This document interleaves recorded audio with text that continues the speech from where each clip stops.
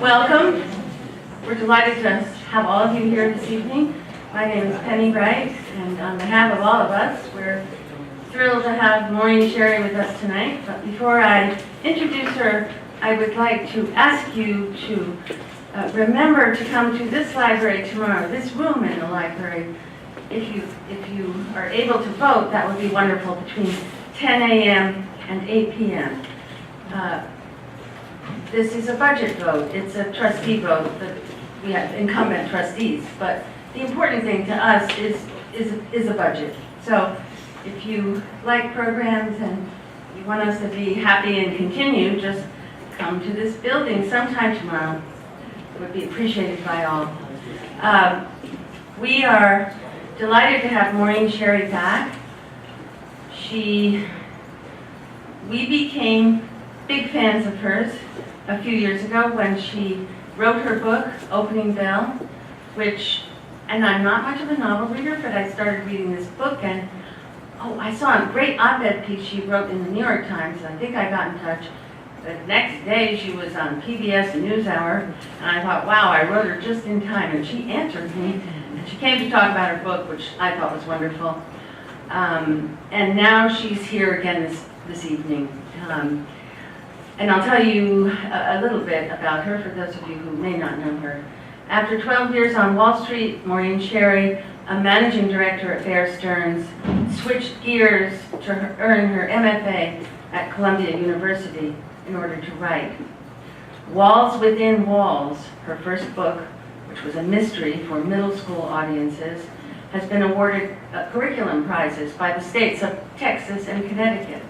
And she was named one of the best new voices by the American Library Association. Her first novel for adults, Opening Bell, is a national bestseller, was optioned by Reese Witherspoon, and is currently being readied for the big screen. Warner Brothers has hired Maureen, and she has, I believe, completed this, I'm not sure. They hired Maureen to adapt the novel for the film. And I think I heard her saying that it's going to come out next Memorial Day. We're going to be looking forward to seeing this film. Maureen's work has appeared in the New York Times, in Fortune, and Money Magazine, among others. She appears on CNBC, CNN, Fox, and Bloomberg. Maureen is also an active board member of charities focused on families in poverty, equality in education, and environmental sustainability on the East End. She and her husband have owned a home in Southampton for 24 years. She also lives in New York City with her husband, her 4 teenage children, and a geriatric dog. Please welcome Maureen Sherry.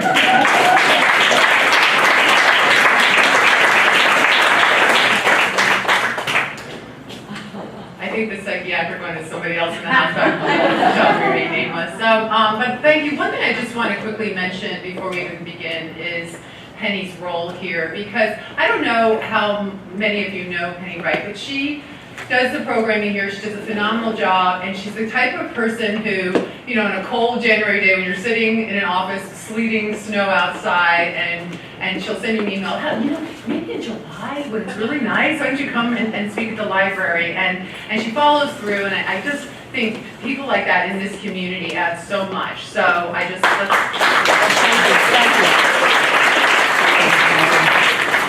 So to get right into this, I do speak a lot about this. Usually it's about what inspired me to write a book like this, what inspired me, to give up a 7-figure job, to become basically unhireable again on Wall Street. And believe me, I have those middle of the night thoughts too, to this day.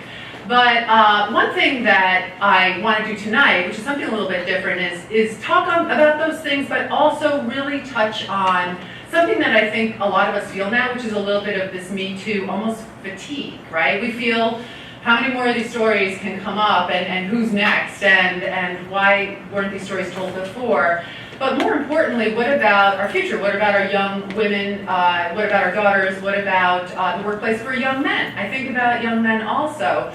Because you hear stories about how certain men now think, well, do I really want to work with women so closely anymore when it could possibly come back to haunt me? So I have a very optimistic view about this, about where the pendulum's going to swing next, and so I'll get into that also. So just to backtrack a little bit, because some people are asking about my personal history, and there's always a few Bear alum. I know I just met two this evening, and there's something that happens to us. Like we see each other, and people talk about how crazy it was, and yet how fun it was. And I think that kind of goes against what people perceive as a Wall Street job, but I do want to acknowledge that part too.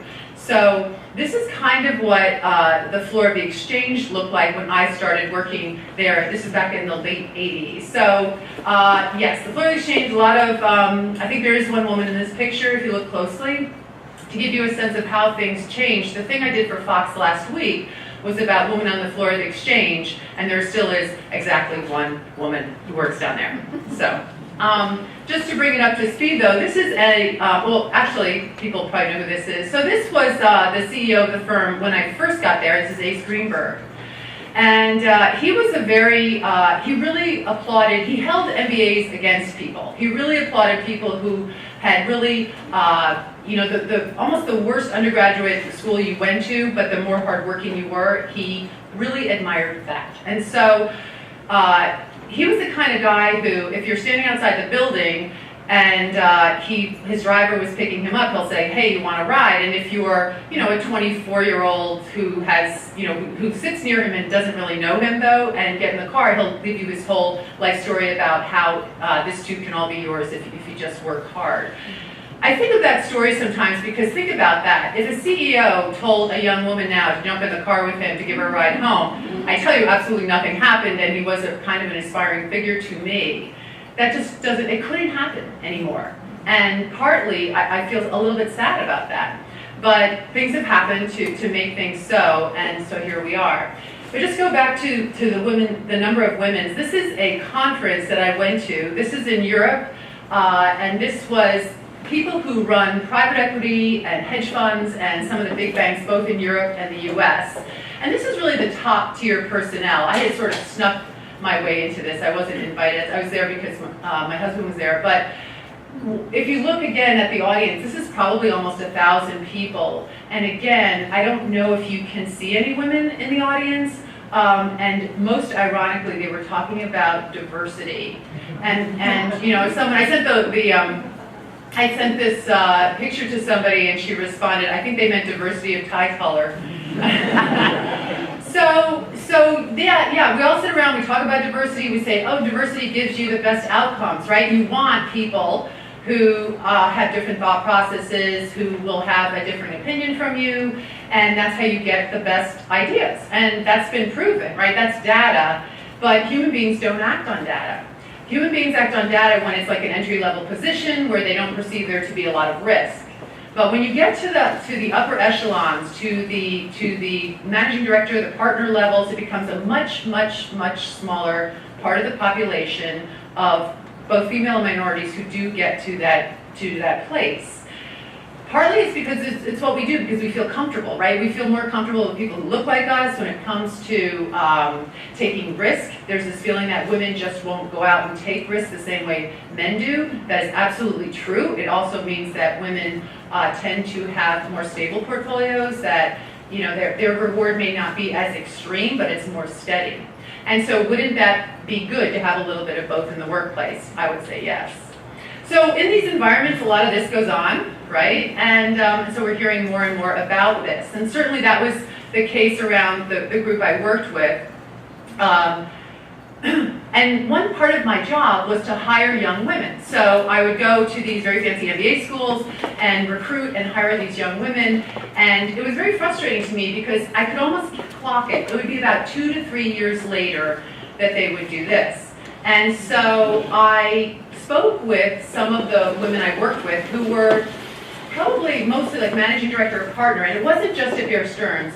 We had a group, they were at Goldman, Morgan Stanley, and Bear, and we decided to jokingly, we called ourselves the Glass Ceiling Club, and our mission was not to be litigious. It wasn't to start lawsuits or to go to the press.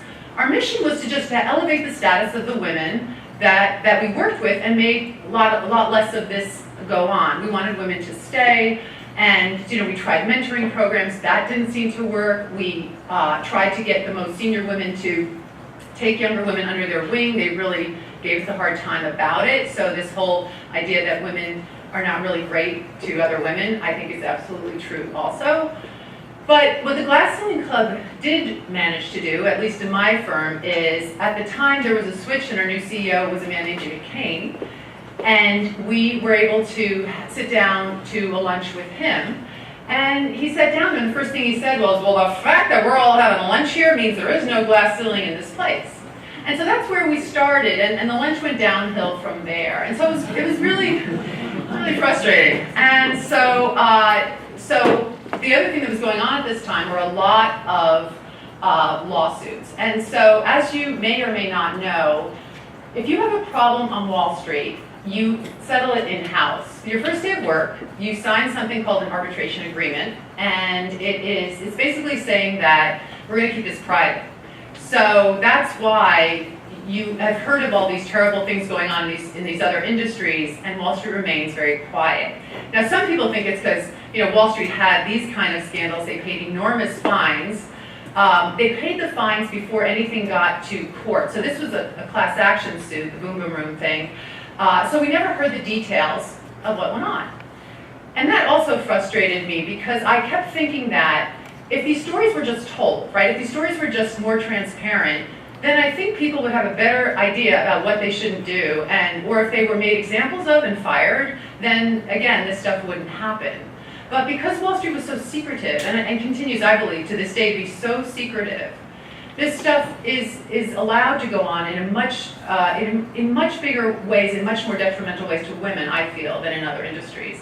So I always like to throw in the cute baby picture. So this was going on in my life. That's the other thing that happened. And when I went back after they call it maternity leave, but at least where I work, it's an unpaid time off. And so the impetus is to get you back to work as quickly as possible. I mean, you're paid mostly on commission dollars. So obviously if you're not generating commissions, you're not getting paid. But one of the most amazing times I had was when I went to the human resource person to just say, I'm pregnant again, because I have 4 kids. She said to me, I was using the example of a man who had a health issue, and he had left for 4 months, and he was a great guy. We all rallied around him. We took his accounts. We kept his commissions running in. And I wasn't saying that I deserved the same treatment, but I was saying that, why is it so different? And she said, well, he didn't choose to be sick, and you chose to have a baby. So that was the reasoning there. So you'd come back, and then you'd have to scramble back for your accounts again. So it was you felt like it was very much against you. So one fun thing that I've gotten to do, working on the movie, is go back to trading floors and talk to young women who currently have the job that I had.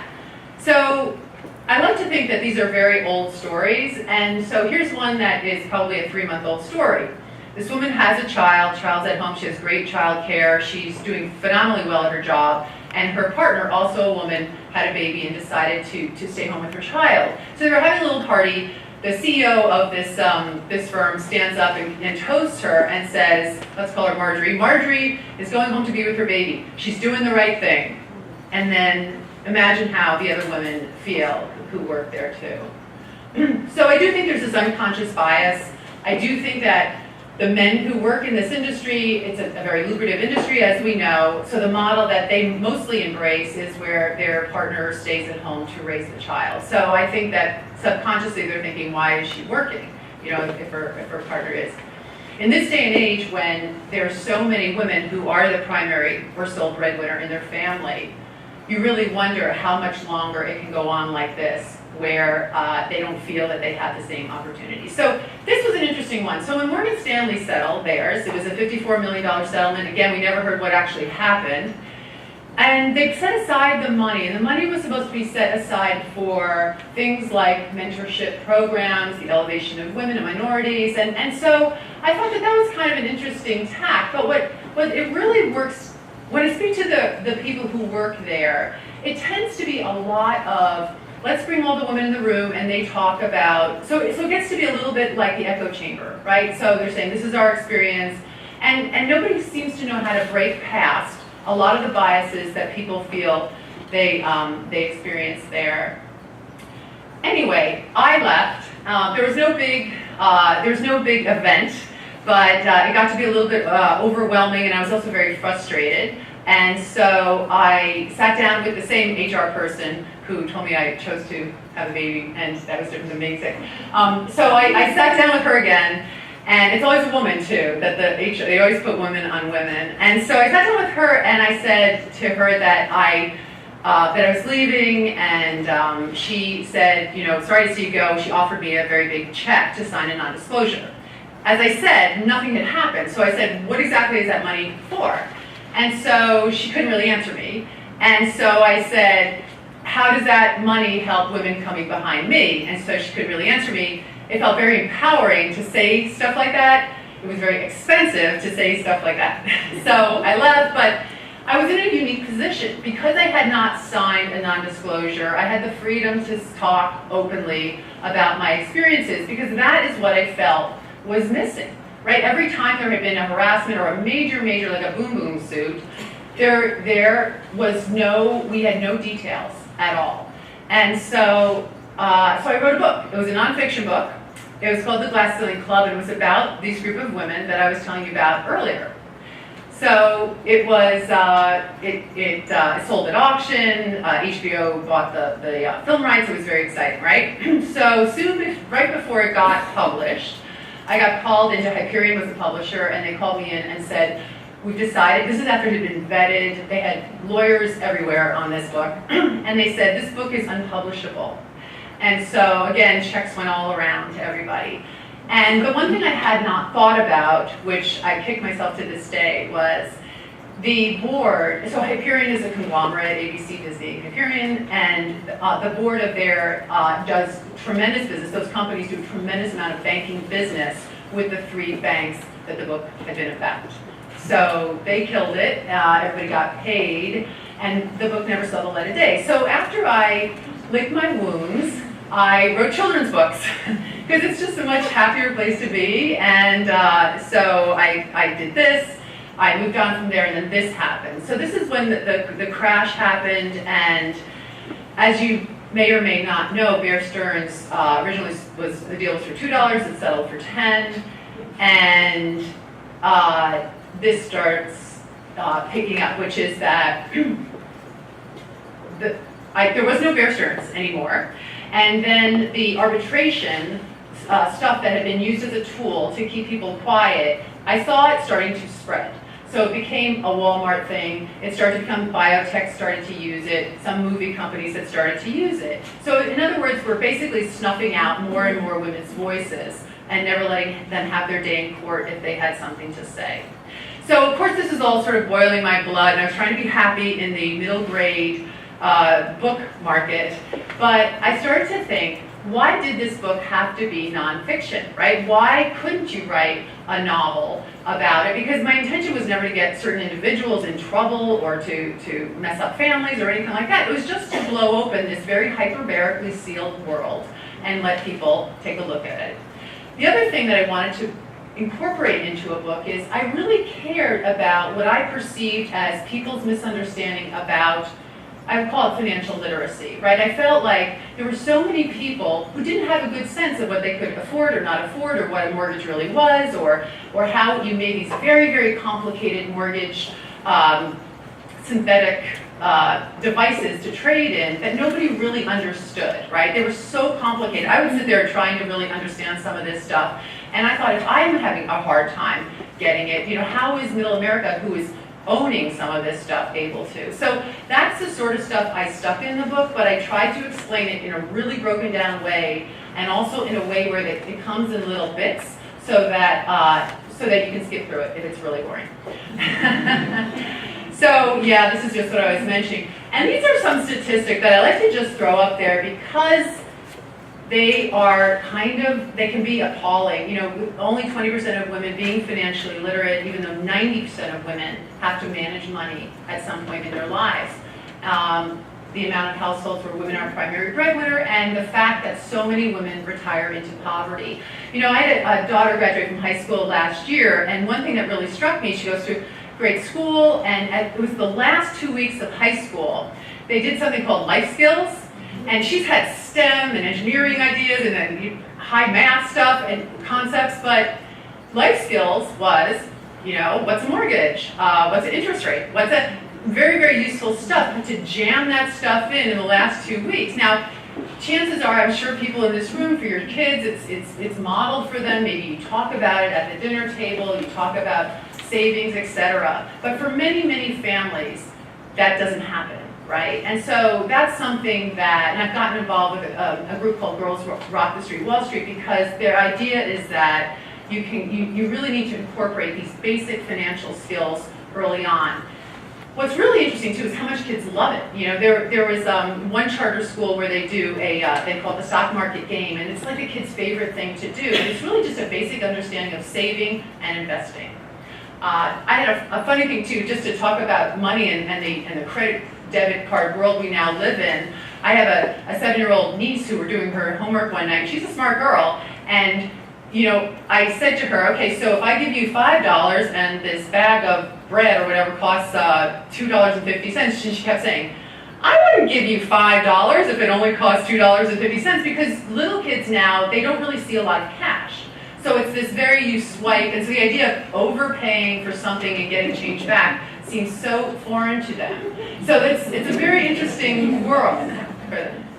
So anyway, I wrote this book. It came together like this. This was the original cover. And I like to show you this because, just to show you how much buying power some of the retailers have now. So Target came back to my publisher, Simon & Schuster, and they said, oh, we're canceling our order. That cover is not going into Target. So we changed the cover for Target. And I actually liked the cover better. So then, we tried it became like somebody read a few pages and decided it was, in the chick lit genre. So of course it has to be the $20,000 handbag has to be on the book cover, which is not what the book's about either, about material items and the fancy life. But we like to put things into categories, and so that's clearly what so then that's the cover we end up with, and I really like it. It just shows a woman kind of walking against the tide of men.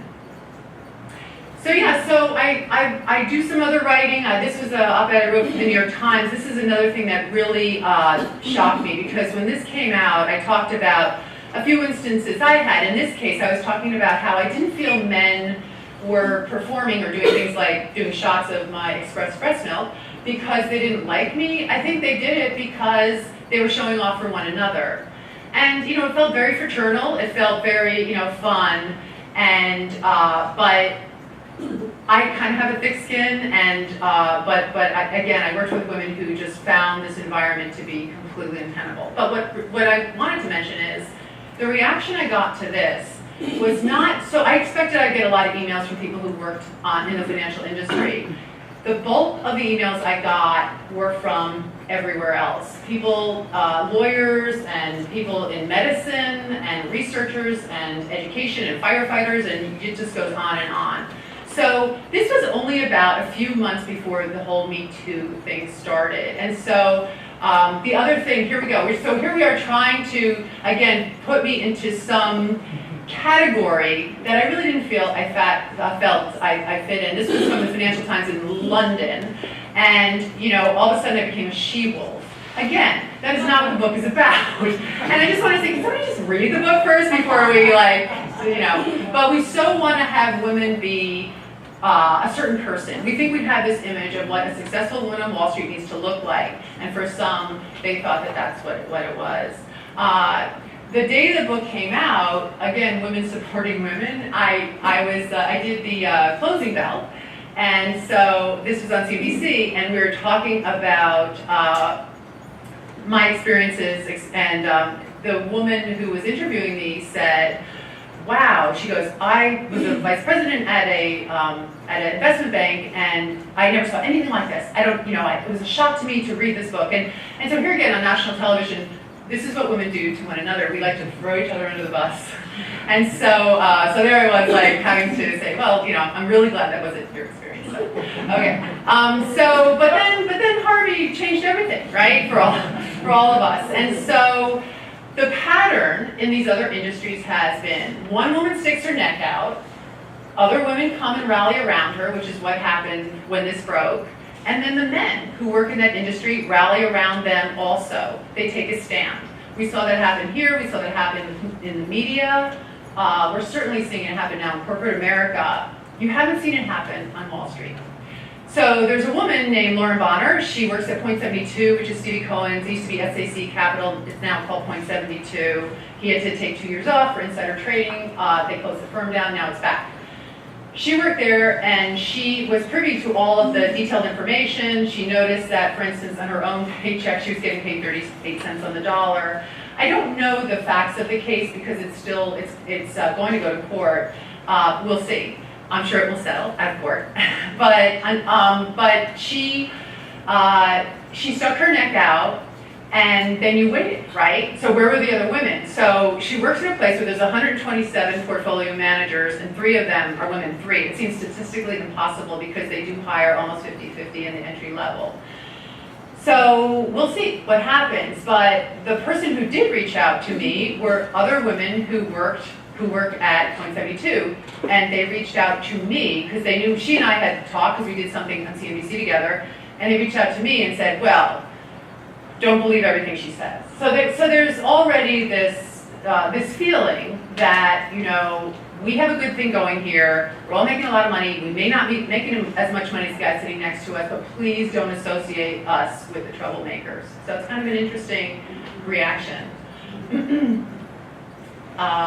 Okay, so here's another guy, just, same kind of thing where he came out and what Wall Street tends to do is we circle around the guy and say he's leaving to spend more time with his family, or he can fill in the blank, right? But anyway, he's gone, and he is now suing Bank of America because he feels that his reputation has been tarnished. So even though plenty of women have accusations against him. This is a Vanity Fair article that I participated with this feeling, again, that you go to work and you keep quiet and you can't have the same sort of a partnership with other women that's very lonely.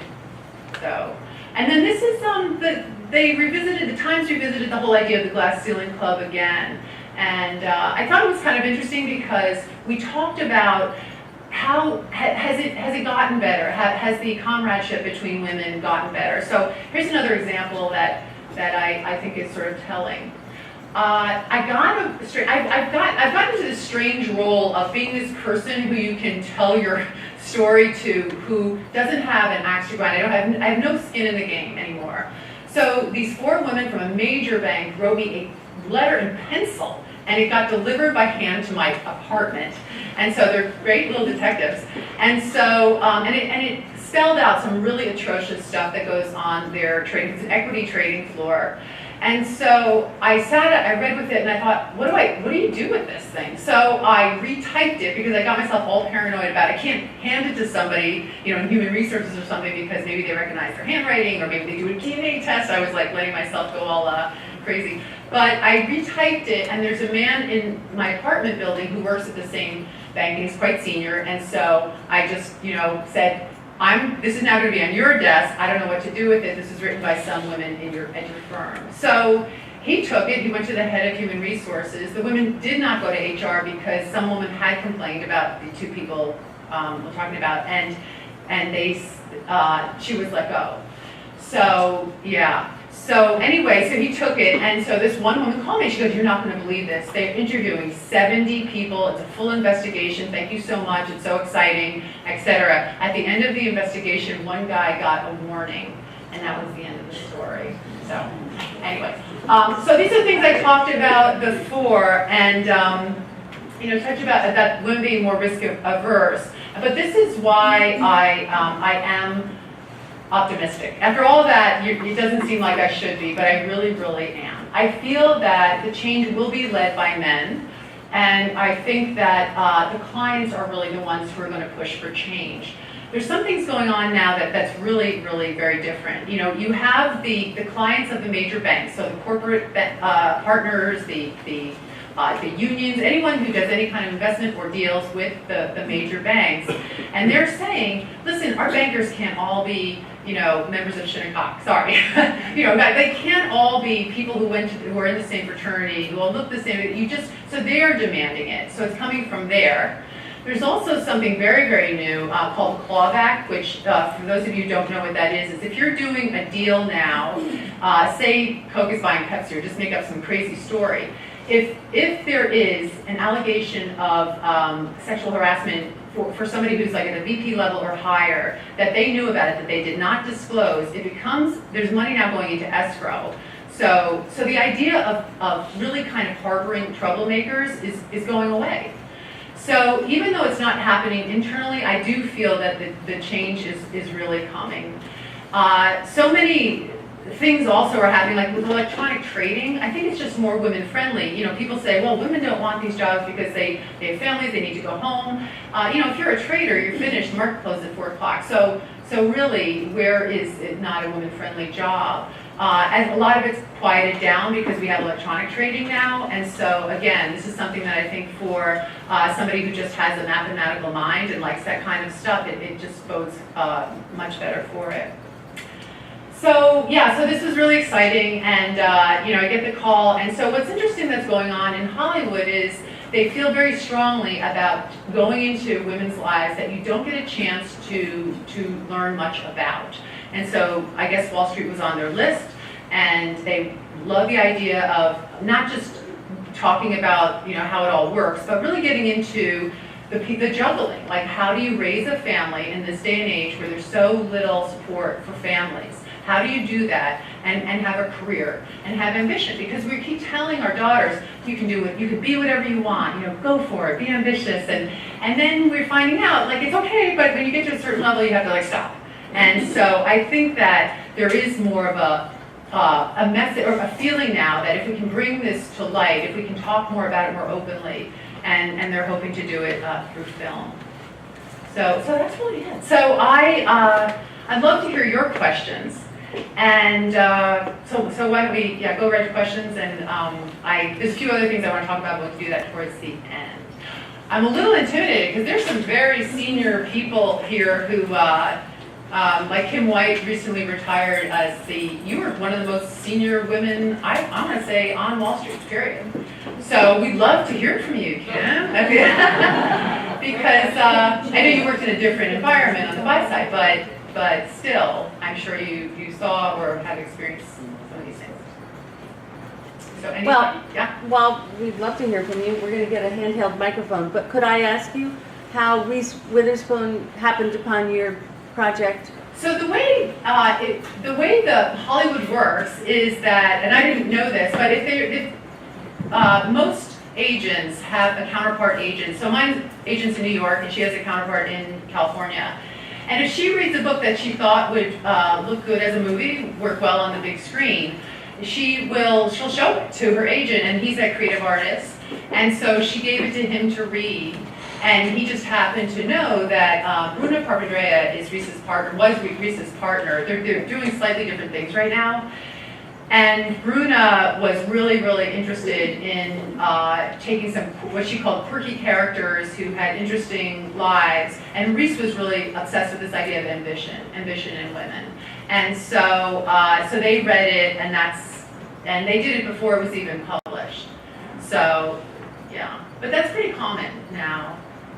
And as you know, optioning is not very expensive for them, and it's a way of kind of holding it and waiting to see how the book does before they make any big decisions. But I got very fortunate because Warner Brothers, who's really the big money behind it, was really into this idea also. I have a handheld microphone. Love it if you could use it if you don't mind. I was just thinking. Can you introduce yourself, please, Kim? Kim White, nice to meet you. I retired last January from a big hedge fund where I was a partner and managing director. I was there for 27 years.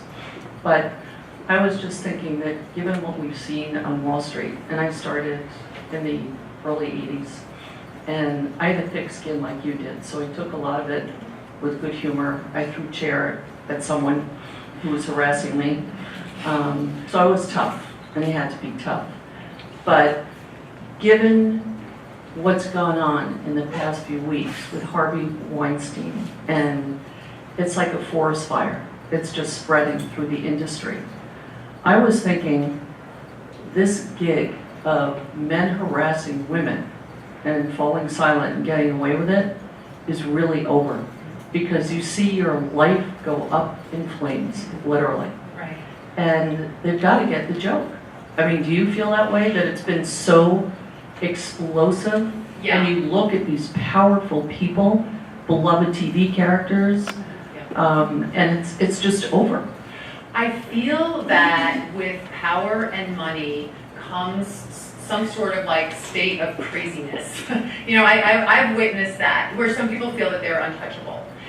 One thing that I do wish, because so I have 2 boys and 2 girls, so I'm Switzerland on this subject, and one thing that's interesting is in my daughter's school, so they started out in single-sex schools, and in the girls' schools, I feel like from day one, they're sort of taught to be empowered, to speak up, and I felt like in the boys' schools, it was just, there was no real addressing that. You know, girls weren't really around, and there wasn't, and so I don't really know how you would, and most people would get this from their family life, where you would just know the right way to treat women, or just to see them as equals, or to work. And I just wish we started that sort of education a little earlier, because I do think you're right. Something happens where they make these decisions. They seem like split-second decisions that are really bad, and it blows their life up in some cases.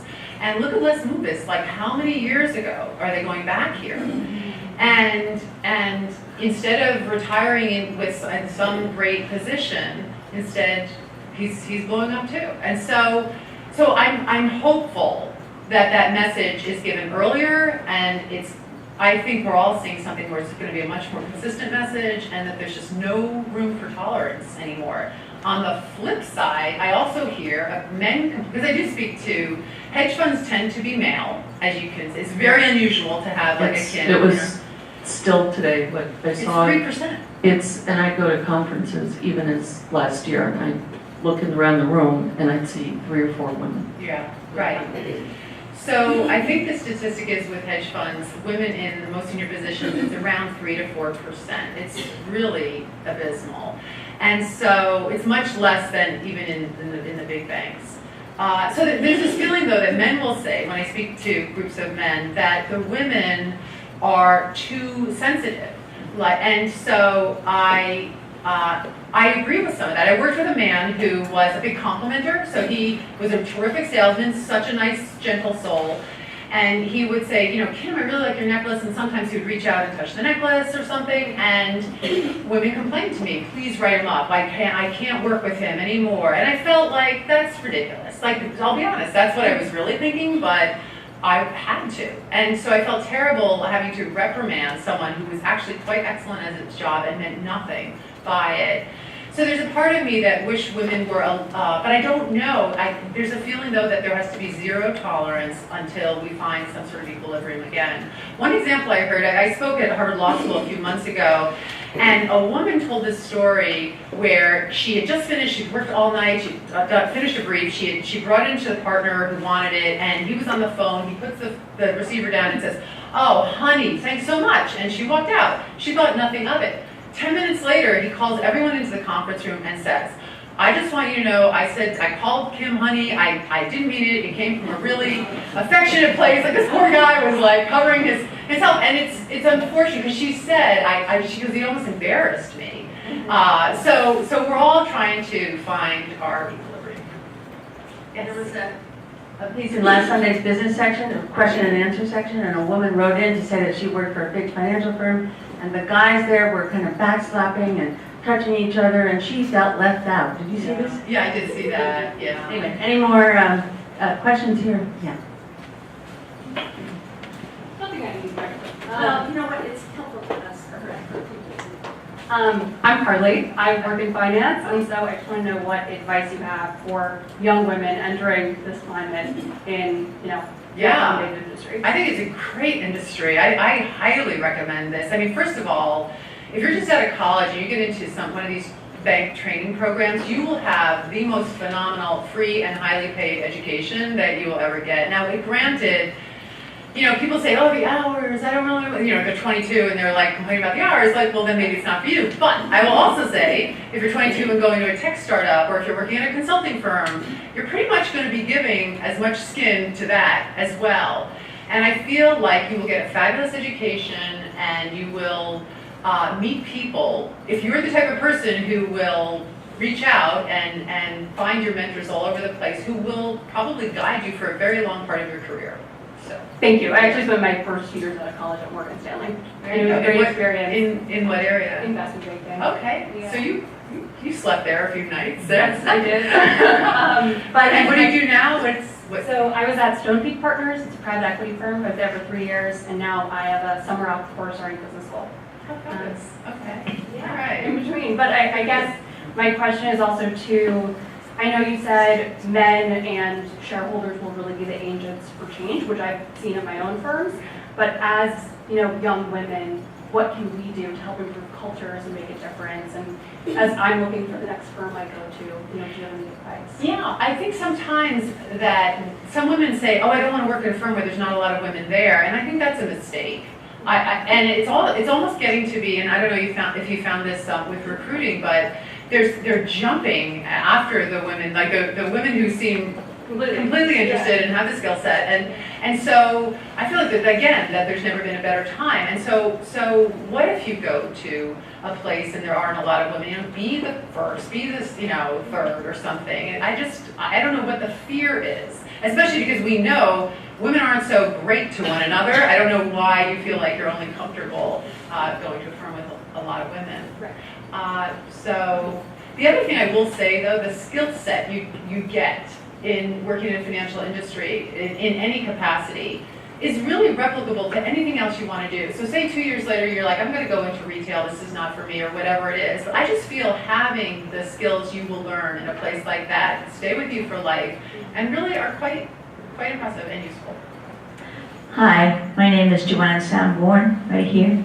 I was a registered nurse at NYU for 35 years, and I just heard recently that a doctor that I know, who I highly regarded, who had been there for 27 years, was fired because of so-called inappropriate relationships with female patients. And I'd like to know what is an inappropriate relationship with a doctor? What defines that? You can answer that better than I think anyone here. There's no real code, right, except do no harm, right, for medicine. So this is the thing. We're all struggling to find these things exactly. And what one person finds offensive and inappropriate, another person doesn't notice. So that's what makes it so hard. Joanne, can I have a few things? Let me get her first, because she's had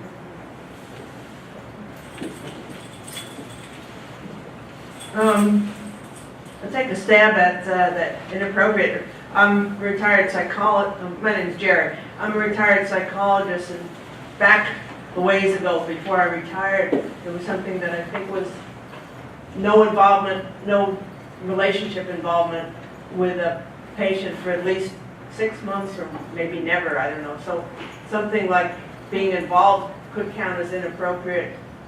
But anyway, the comment I have, and I don't know if you have a speculation, and I don't know if you want to comment on it.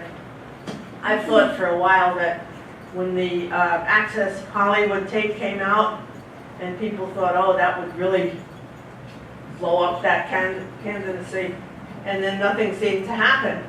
And that my speculation is things happening now, Harvey Weinstein and all that, is maybe people who were shocked from the Access Hollywood tape, but kept quiet or smoothed it over, or for whatever reasons weren't going to challenge Trump or anything, felt conflicted about it, and so now it's more that they can speak out against the transgressions of some of the lesser actors, and they're more willing to do that because of their reluctance to speak out before. That's just my So conjecture. you're saying if that happened, if we'd seen that tape post? No, I'm saying that because nothing really happened Yeah. from that tape, when many people probably thought something should happen, Right. and Republicans were saying, were quietly saying, how can we support such a person, and yet they wound up Supporting. doing it. But that conflict that the people had has them now siding against the lesser actors who make the same kind of transgressions out of their own because they didn't speak out before, they're much more likely to join a tipping point now. Yeah, But even if the Access Hollywood tape were coming out now, I don't know if people would speak out against Trump, but they'll speak out against other people. There's a lot of anger out there. Seems like there's, Can an hear. explosion. there is. Yeah. Oh, she's got a hand up. Sure. Hi, I'm Maureen. I really enjoyed the talk. My name's Maria. I worked in media my whole career, and as you pointed out, there has been more has happened in a positive way for women in certain industries, Hollywood, the media. But I think you said it still hasn't blown open on Wall Street, and it certainly sounds like it has a ways to go. I'm just curious because I think we all know that HR doesn't really work for women to go to and speak out to because usually it'll do more harm than good. But because generally, and I don't know Wall Street, I didn't work there, but generally there are a preponderance of women working in HR. If you think on Wall Street, they might start sort of bucking management or standing up when they hear these things, if they hear them, or that might be an area that starts to help women come out in Wall Street. So I don't know how HR can work better for these institutions, but the message I'm getting now, I actually met 2 days ago to talk. She runs HR at a very, very large hedge fund, and she has the opinion that HR is sort of broken because it's almost like they're in a junior position to say, for instance, a big partner who there's been complaints about, right? So they work kind of for him. So a young woman comes, complains about him to her, and then she often will just say, hey, this happened. He's like, tell her, he figures it out. So it's quite messed up. Yeah. And when you look at where the really senior women are on Wall Street, they tend to be in what they call these pink collar jobs, right? So they are in HR, they're in marketing, they're in not-for-profit centers. And so they have no real power. It's unfortunate. I agree. I was just going to say that part of the fun of Wall Street was being part of the boys club. And to your point, we're losing that. I mean, the jokes that went around and the stuff that was said, and to the lady in the back, if they had a recorder in that trading room recording some of the stuff that I said that was never meant for public consumption, but keeping up with the jokes and the boys, and they put it on Access Hollywood, I wouldn't be running for office, and I'd be really pushed out of town. So what you say in a boys club situation on the trading floor was kind of sacrosanct, and I feel for women who have been sexually harassed and harassed in business. It's horrific. It destroys people's lives. But as Maureen said, you have to find the balance, because we're becoming to the point now where we're going, and people have to be held accountable for their actions, but you don't want to go so far that you can't trust anyone, you can't even say hello, you can't look at anyone in the eye, you can't say, oh, I like your dress, oh, I like your tie. And I've known instances in my long career, 40 years on Wall Street, where I have seen women deliberately go after senior men with the intent of getting them in sexually involved and then going in for the kill, and you could see it. You could see it happening. So you have to be careful with just looking at one side. There are two sides of every story. And we have to be careful about that equilibrium and maintaining it. Right. In the book, I do have a character, I actually called her Naked Girl, because I worked with somebody who literally set men up, and she would settle with them, and it was hard to watch, and it was also hard to watch them be so stupid about it, but yeah, so, and what I also found is in going to different offices, it seems like there's a naked girl in every office. Yes. So, But Maureen, the time has passed. I mean, men can't do that. I mean, they just can't. They can't say, I love your eyes or your watch or anything, right? I mean, who would do that? which is more and more isolating to women, right? Yeah. Because how are they going to do well in a place where they just have so little contact socially? And, yeah. Aside from Wall Street, I was very proud with one of my daughters to walk in that first walk in New York City. Didn't get down to Washington, but there were a number of men in that group as well as women, and I think really, aside from Wall Street, a lot of, what you were talking about before, the pendulum, and maybe the idea that you're thinking, your prediction is that men will, what did you say, men will lead it or men will start it? Mm-hmm. It has to I be would their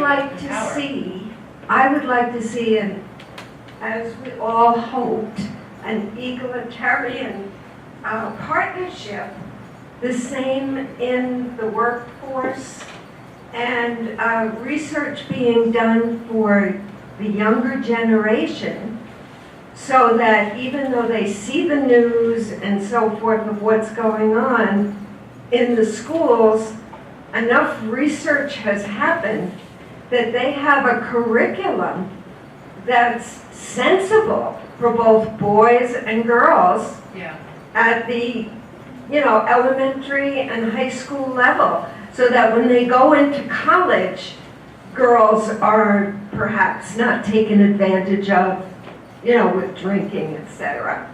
Well, We've got two more people waiting. I don't know how much time we have. Yeah. Okay, we'll go to these two. no, I don't think anyone makes the girls drink.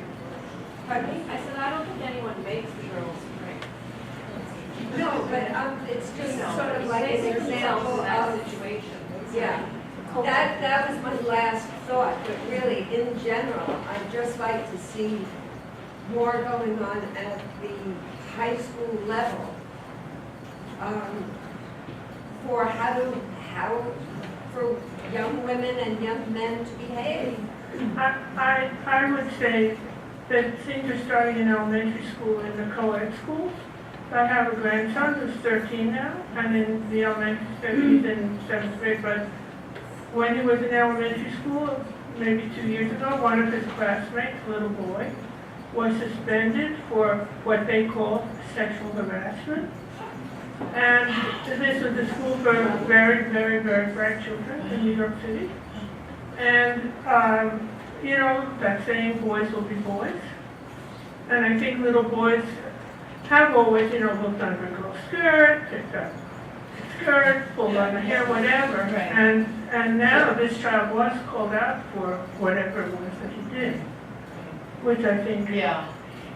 I'm optimistic. Yeah, I think we're all much more aware. And the balance of housework is shifting, maybe not in my house, but in many houses it's shifting. And it's just much more balanced. And so I think that's just going to lead to better ideas in young men's heads about equality. So, do you want us to wrap up? I know it's... Well, no, okay. I mean, we could, we'll go through a couple more.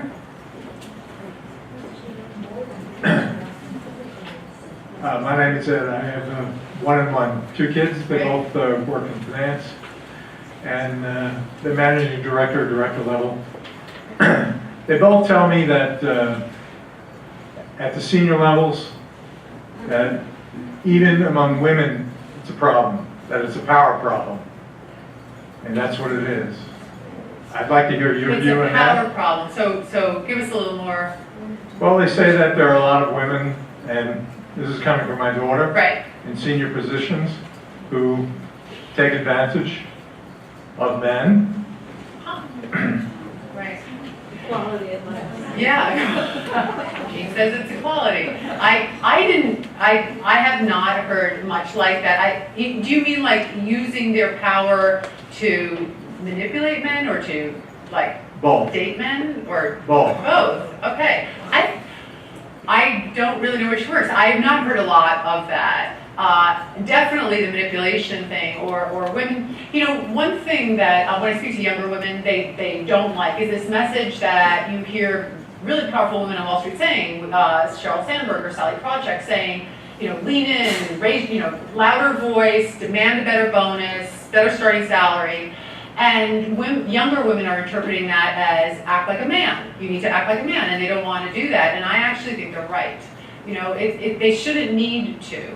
So maybe these women that your daughter's telling you about are embracing that in some way. But I can't really tell. I've not really found that in the women I've spoken to. You mentioned earlier you were going to talk about from a man's point of view. So I do love that I have spoken with a lot of men, and they mostly feel, and it makes me feel almost sorry for them, because they almost don't know what to do. So I went to one office where they were literally taking out the walls to put in glass, make all the offices glass. And another where, he covers a buy-side firm which has a lot of women at it, and he doesn't like taking the portfolio. These are senior women. He doesn't like to take them out to dinner where it's just the two of them. So I feel like they sort of feel like they have one hand tied behind the back. Another talked about how, he thought he had the perfect woman, but he wasn't sure it was between this man and the woman. He eventually hired the man, and he said, I did it because if it didn't work out, I couldn't fire her. So I feel like they're quite stuck. And, I do think the numbers, if we could just get the numbers up where it just becomes a much more equally representative firm, then I do think a lot of this stuff will go away. So, but again, younger men, you hear about them in these training programs, and so you could probably answer this better, but if a group went out, like they probably hired at, I think you said Maureen Stanley, so it's probably pretty close to, it starts out pretty equal, right, numbers-wise? But if you're going out socially, men are told, don't be if you all go out, you don't want to be at the bar, the last one with a woman that you want to leave. And so I can't imagine what it's like to always be thinking in the back of your head, like, am I getting set up? Is anybody watching me? So it's hard for them. I wouldn't want it. Yeah. Okay, we've got, yeah. Okay. I just wanted, one comment was about Hollywood, which is we've seen a lot of Wall Street movies that celebrate bad behavior. Yes. So on the one hand, it's great that Reese Witherspoon wants to make this movie with you, but the message that you get from these movies is crude, is really fun. And it's crude to the point where I'm watching them through my buttonhole because I can't believe what I'm watching. That's Right. the first comment. The second is that I do think it's a generational change. My poor son, I have 3 sons, my one in college now has been through sensitivity training so many times that I'm afraid to talk to him. I think that we are, whether their instincts will prevail, I don't know, but we're training a different generation. And I really think that a lot of this is going to disappear because he looks at me sometimes like, I can't believe you even said that. Yeah. Right, Anyway, right. There's some young men in the back, and I don't know if you want to comment about your schools or whatever, but. No, they don't want to say. Right. Well, listen, thank you. You've been really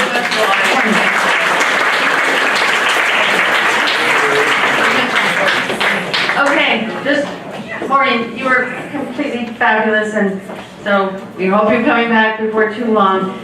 Buy her book. There are only a few copies. They're only $10, and she's donating the money to the library. So, thank you, Maureen. Thank you all for coming.